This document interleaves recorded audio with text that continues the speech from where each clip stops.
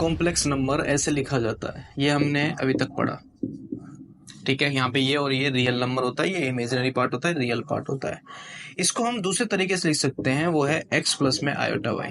इसका मतलब ये हुआ जो यहाँ पे है उसको हम x एक्सिस पे ड्रॉ करेंगे, जो यहाँ पे है उसको हम y एक्सिस पे ड्रॉ करेंगे। मान लो आपके पास ये ग्राफ है जहाँ पे ये y एक्सिस है, ये x एक्सिस है।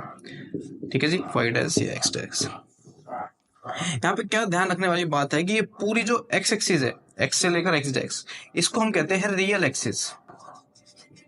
ठीक है, और y से लेकर y डैश तक इसको हम कहते हैं इमेजिनरी एक्सिस।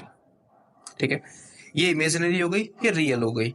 अब कोई भी पॉइंट अगर हमें ड्रॉ करना है तो यहाँ वाला x पे जाएगा, यहाँ वाला y पे जाएगा। एग्जांपल लेके देखें, एग्जांपल लेते हैं अगर हम 1 प्लस में आयोटा 5, तो x क्या है यहाँ पे 1, y क्या है यहाँ पे 5। तो अगर मान लो x यहाँ पे 1 और 5 यहाँ पे, तो ये ड्रॉ कहाँ होगा यहाँ पे, तो ये पॉइंट z होगा, पॉइंट ऑफ z। मतलब मान लो z ये है, तो पॉइंट ऑफ z वो क्या है आपके पास 1 5। इसका कोऑर्डिनेट क्या हो गया 1 5, 1 x एक्सिस का, 5 आपका y एक्सिस का।